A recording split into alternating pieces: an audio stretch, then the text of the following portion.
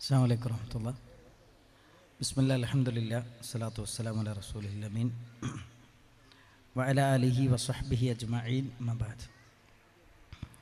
യാ അയ്യുഹല്ലദീന ആമനൂ തഖുല്ലാഹ ഹഖ്ക തുഖാതിഹി വലാ തമൂതുന്ന ഇല്ലാ വഅൻതും മുസ്ലിമൂൻ.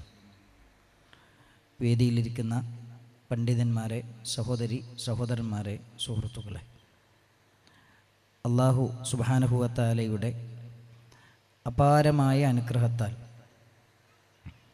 വളരെ പ്രൗഢമായ സാരസമ്പൂർണമായ ഒരു പ്രഭാഷണം നമ്മൾ കേട്ടിരിക്കുകയാണ്. അതിലെ നന്മകളെ സ്വീകരിക്കാൻ അള്ളാഹു നമുക്ക് തൗഫീക്ക് പ്രദാനം ചെയ്യുമാറാകട്ടെ.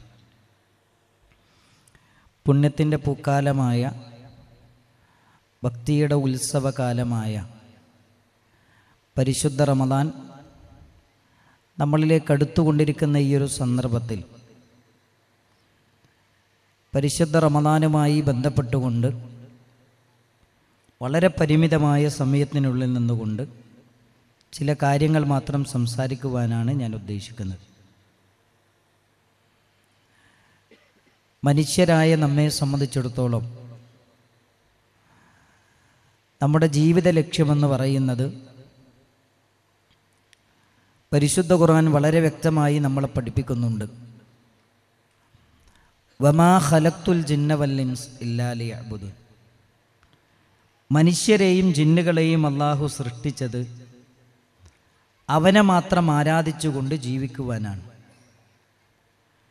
ഇസ്ലാമിലെ ആരാധനയുടെ പ്രത്യേകതയെന്ന് പറയുന്നത് ഏതെങ്കിലും മാസങ്ങളിലും വർഷങ്ങളിലും മാത്രം നിർവഹിക്കേണ്ട ഇബാദത്തുകളല്ല, മറിച്ചൊരു മനുഷ്യൻ ജനിച്ചത് മുതൽ മരിക്കുന്നത് വരെ ഫഅ്ബുദു റബ്ബക ഹത്താ യഅ്തിയക്കൽ യഖീൻ, മരിക്കുന്നത് വരെ ഇബാദത്തുകൾ നിർവഹിക്കേണ്ടവനാണ് ഒരു മുസ്ലിം എന്നാണ് പരിശുദ്ധ ഇസ്ലാം നമ്മളെ പഠിപ്പിക്കുന്നത്.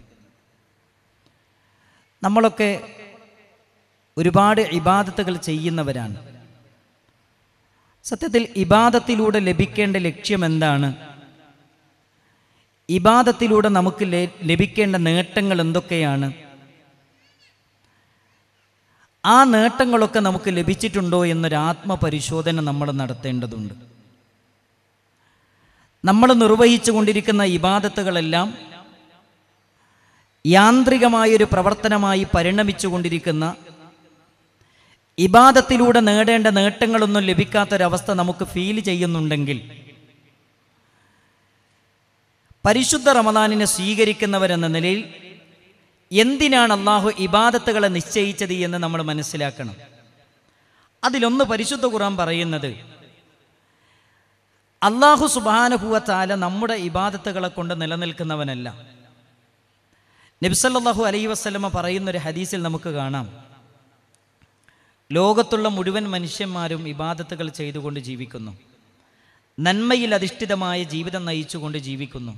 അങ്ങനെ ജീവിച്ചാൽ മാ സാദ ഫീ മുൽക്കി ഷൈഅ, എൻ്റെ അധികാരത്തിൽ യാതൊരുവിധ വർധനവും ലഭിക്കുന്നതല്ല, ഉണ്ടാകുന്നതല്ല. എന്ന് പറഞ്ഞാൽ ലോകത്തുള്ള എല്ലാ മനുഷ്യരും നന്മ ചെയ്തുകൊണ്ട് ജീവിച്ചതിൻ്റെ പേരിൽ എൻ്റെ അധികാരത്തിൽ യാതൊരു വർധനവും ഉണ്ടാവുകയില്ല. ഇനി ലോകത്തുള്ള സകല മനുഷ്യരും തിന്മയിൽ അധിഷ്ഠിതമായ ജീവിതം നയിച്ചാലോ, മാ നഖസ ഫീ മുൽക്കി ഷൈഅ, എൻ്റെ അധികാരത്തിൽ യാതൊരുവിധ കുറവും അത് വരുത്തുകയില്ല. നമ്മുടെ ഇബാദത്തുകളെ കൊണ്ട് നിലനിൽക്കുന്നവനല്ല അള്ളാഹു. എന്നാൽ നമുക്കിവിടെ നിലനിൽക്കണമെങ്കിൽ ഇബാദത്തുകൾ ആവശ്യമാണെന്നാണ് പരിശുദ്ധ ഖുർആൻ പറയുന്നത്. യാ അയ്യുഹന്നാസ് അൻതുമുൽ ഫുഖറാഉ ഇലല്ലാഹ്, ജനങ്ങളെ, നിങ്ങളെല്ലാവരും അള്ളാഹുവിലേക്ക് ആവശ്യക്കാരാണ്. നമ്മളെല്ലാവരും അള്ളാഹുവിലേക്ക് ആവശ്യക്കാരാണ്. പ്രഭാതത്തിൽ നമ്മൾ പറയുന്ന പ്രാർത്ഥന എന്താണ്? യാ ഹയ്യു യാ ഖയ്യൂം ബിറഹ്മതിക അസ്തഗീസ്. എന്നെന്നും ജീവിക്കുന്ന, എല്ലാം നിയന്ത്രിക്കുന്ന അള്ളാഹുവേ, നിന്റെ കാരുണ്യം കൊണ്ട് ഞാൻ നിന്നോട് സഹായം തേടുന്നു. വഅസ്ലിഹ് ലി ശഅനി കുല്ല, എൻ്റെ കാര്യങ്ങളൊക്കെ നീ ശരിയാക്കി തരണം. വലാ തകിൽനി ഇലാ നഫ്സി തറഫത ഐൻ, ഒരു കണ്ണി ചിമ്മി തുറക്കുന്ന സമയം പോലും എന്നെ എന്നിലേക്ക് ഏൽപ്പിക്കരുത് എന്ന് പ്രാർത്ഥിക്കുന്നവരാണ് നമ്മൾ. ഒരു സെക്കൻഡ് പോലും നമുക്ക് നമ്മളെ നോക്കാൻ കഴിയില്ല. അള്ളാഹുവിൻ്റെ അനുഗ്രഹങ്ങളില്ലാതെ, അവൻ്റെ നോട്ടമില്ലാതെ, അവൻ്റെ പരിഗണനയില്ലാതെ, അവൻ്റെ റഹ്മത്തില്ലാതെ, അവൻ്റെ ബറക്കത്തില്ലാതെ ഒരു സെക്കൻഡ് പോലും നമുക്കിവിടെ ജീവിക്കാൻ സാധ്യമല്ല. അതുകൊണ്ട് നമുക്ക് ഇബാദത്തുകൾ ഉണ്ടെങ്കിൽ മാത്രമേ ഇവിടെ ജീവിക്കാൻ സാധിക്കുകയുള്ളൂ. ഇനി നമ്മൾ മനസ്സിലാക്കേണ്ട ഏറ്റവും പ്രധാനപ്പെട്ട രണ്ടാമത്തെ കാര്യം, ഇബാദത്തുകളെന്ന് പറയുന്നത് റബ്ബിനുള്ള ശുക്റാണ്. അള്ളാഹു നമുക്ക് എത്ര അനുഗ്രഹങ്ങൾ ചെയ്തു തന്നു. അപ്പം ഞാനിപ്പോഴും ഓർക്കുന്നൊരു കാര്യം, വളരെ പരിമിതമായ സമയമാണ്, പെട്ടെന്ന് അവസാനിപ്പിക്കും. 2017 ഞാൻ ഉംറക്ക് പോയ സമയത്ത് ഹറമിലേക്ക് ഞങ്ങൾ എത്തി. അവിടുന്ന് ഞങ്ങളുടെ ഹോട്ടലിൽ കുറച്ചേരം ഒന്ന് വിശ്രമിച്ച് ഹറമിലേക്ക് ഉംറക്ക് വേണ്ടി പോകാൻ ഇങ്ങനെ നിൽക്കുന്ന സമയത്ത് ഞാൻ പറഞ്ഞു ഭക്ഷണം കഴിക്കാൻ വേണ്ടിയിട്ട് 8 മണിക്ക് എല്ലാവരും എത്തണം. ഏകദേശം 8 മണിക്ക് എല്ലാവരോട് എത്താൻ വേണ്ടി പറഞ്ഞു. എൻ്റെ തൊട്ട് മുമ്പ് എൻ്റെ അടുത്ത് ഒരാൾ വന്നിട്ട് പറഞ്ഞു, ഉസ്താദേ ഞാൻ റൂമിൽ വെച്ച് ഭക്ഷണം കഴിച്ചോട്ടെ എന്ന് ചോദിച്ചു. അപ്പം ഞാൻ പറഞ്ഞു എന്താ അങ്ങനെ, നമ്മൾ ഒന്നിച്ചു വന്നതാണ്, നമുക്ക് ഒന്നിച്ചു പോകണം, നമ്മൾ ഒന്നിച്ച് ഭക്ഷണം കഴിച്ചുകൂടെ, അതാണല്ലോ അതിൻ്റെ ശരിയെന്ന് പറഞ്ഞു. അതിന് അദ്ദേഹം പറഞ്ഞ മറുപടി എന്താ വെച്ചാൽ, മാസ്ക് ഇട്ട് അദ്ദേഹത്തിൻ്റെ മാസ്ക് ഊരിയിട്ട് വലത് ഭാഗത്തുള്ള കവിളിൻ്റെ നേരെ തിരിച്ചുകൊണ്ട് അവിടെ ഒരു ബാൻഡേജ് ഒട്ടിച്ചിട്ടുണ്ട്. അതിങ്ങനെ എടുത്തിട്ട് എന്നോട് പറഞ്ഞു, ക്യാൻസർ വന്നിട്ട് ഈ ഭാഗം ഒരു മാംസ കഷ്ണം എടുത്തു മാറ്റിയതാ. ഞാൻ ഭക്ഷണം കഴിക്കുമ്പോൾ, നിങ്ങളുടെ മുമ്പിൽ വെച്ച് ഭക്ഷണം കഴിക്കുമ്പോൾ ഞാൻ വെള്ളം കുടിക്കുമെന്ന് വെച്ചാൽ ആ ഭക്ഷണത്തിൻ്റെ അവശിഷ്ടങ്ങൾ എൻ്റെ കവിൾത്തടങ്ങളിലൂടെ ഇങ്ങനെ ഒലിക്കും. അത് നിങ്ങൾക്ക് അറുപ്പും വെറുപ്പുമാകും. നിങ്ങൾ ആലോചിച്ചു, അള്ളാഹ് നമുക്ക് ചെയ്തെന്ന അനുഗ്രഹങ്ങൾ എത്രയാണ്, എണ്ണിത്തിട്ടപ്പെടുത്താൻ കഴിയാത്തത്രയും അനുഗ്രഹം. ഈ അനുഗ്രഹങ്ങൾക്കുള്ള ശുക്റാണ് നമ്മൾ ചെയ്യുന്ന ഇബാദത്ത് എന്ന ബോധ്യവും നമ്മുടെ മനസ്സിലുണ്ടാകണം. അപ്പം ഇബാദത്ത് ചെയ്യുമ്പോൾ മടിയുണ്ടാവില്ല. ഇബാദത്തുകൾ ഇഖ്ലാസോടുകൂടി നിർവഹിക്കാൻ പറ്റും. പടച്ചോനെ ഇത്ര മനോഹരമായ കണ്ണാൻ എനിക്ക് നൽകിയത്. ഇപ്പം കഴിഞ്ഞ ദിവസം നമ്മുടെ ഒരു പ്രിയപ്പെട്ട സഹോദരന് വേണ്ടി പ്രാർത്ഥിക്കാൻ വേണ്ടിയിട്ടൊരു മെസ്സേജ് വന്നിരുന്നു. അതിലെന്താ പറയണമെന്നറിയോ, അയാൾക്ക് സ്ട്രോക്ക് വന്നതാണ്, തലച്ചോറിലെ ഞരമ്പിന് സ്ട്രോക്ക് വന്നതാണ്. ആ ഞരമ്പിൻ്റെ ധർമ്മം എന്താണെന്നറിയോ, നമ്മൾ വായിലേക്കിടുന്ന ഭക്ഷണം തൊണ്ടയെ നിങ്ങളുടെ താഴത്തേക്ക് ഇറക്കുക എന്നുള്ളതാണ്.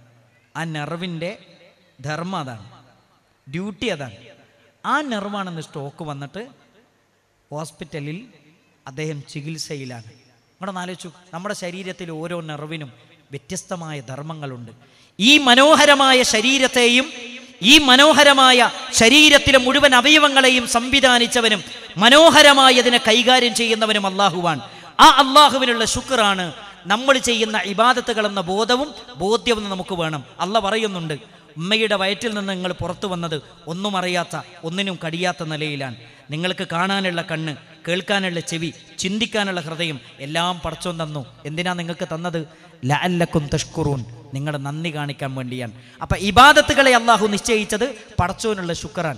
2, ഇബാദത്തുകളെ അള്ളാഹു നിശ്ചയിച്ചത് അള്ളാഹുവിനെ ഓർക്കുവാനാണ്.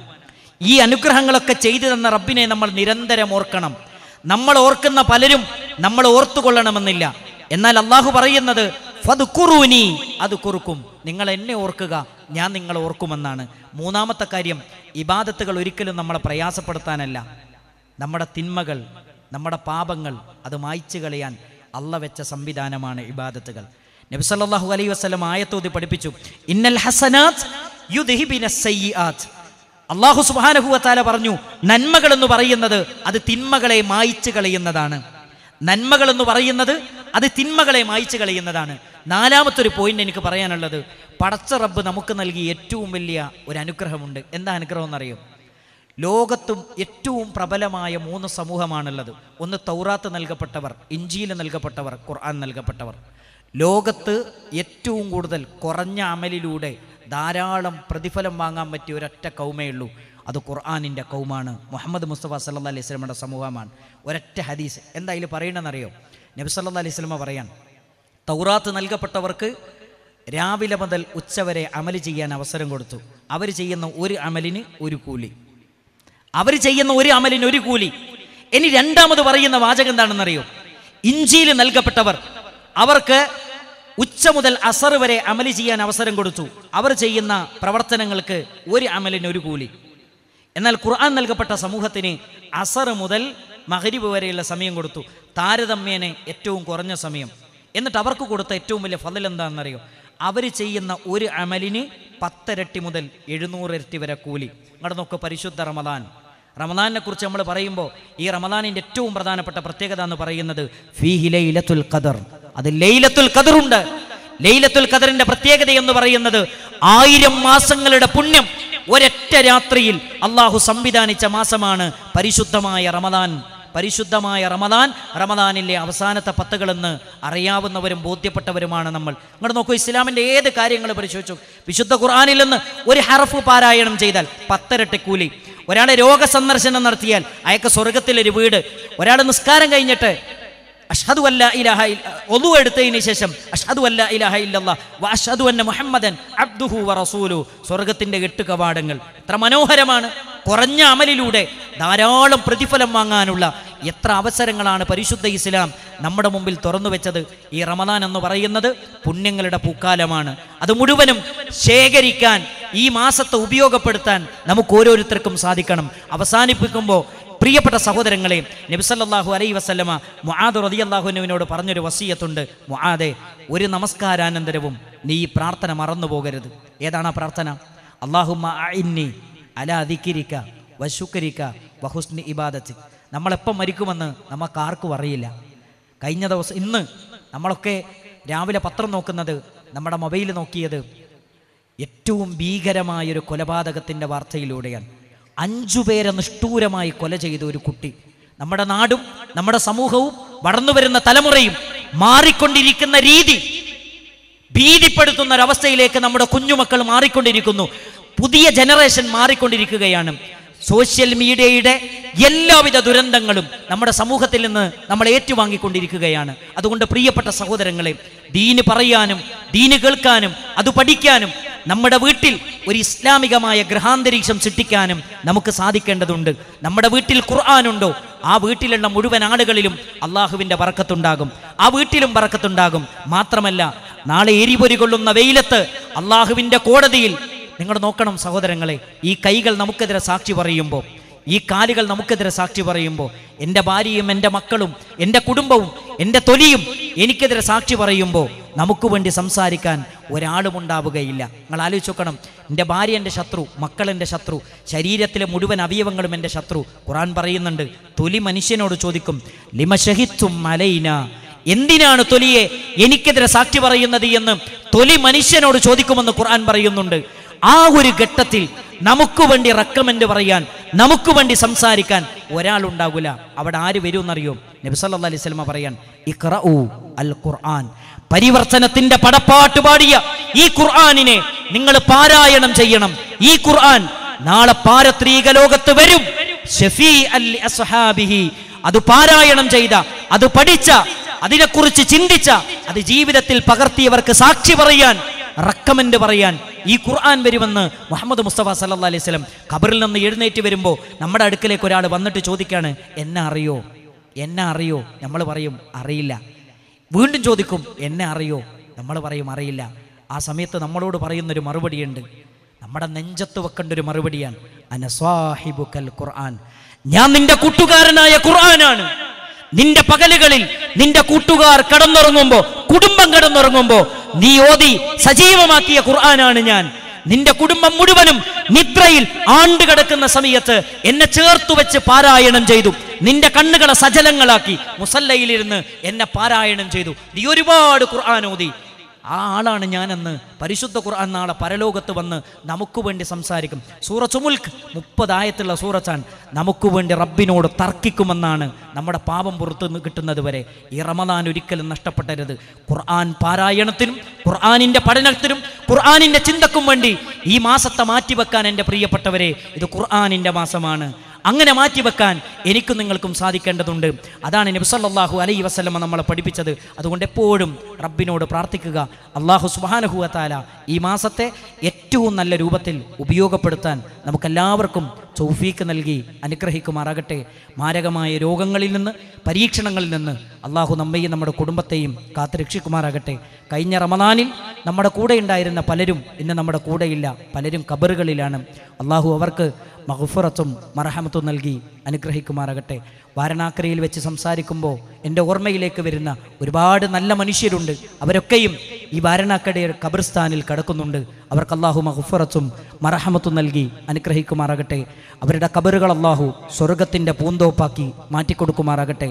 റബ്ബന തഖബ്ബൽ മിന്നാ ഇന്നക അൻത സമീഉൽ അലീം വതുബ് അലൈനാ ഇന്നക അൻത തവ്വാബുർ റഹീം.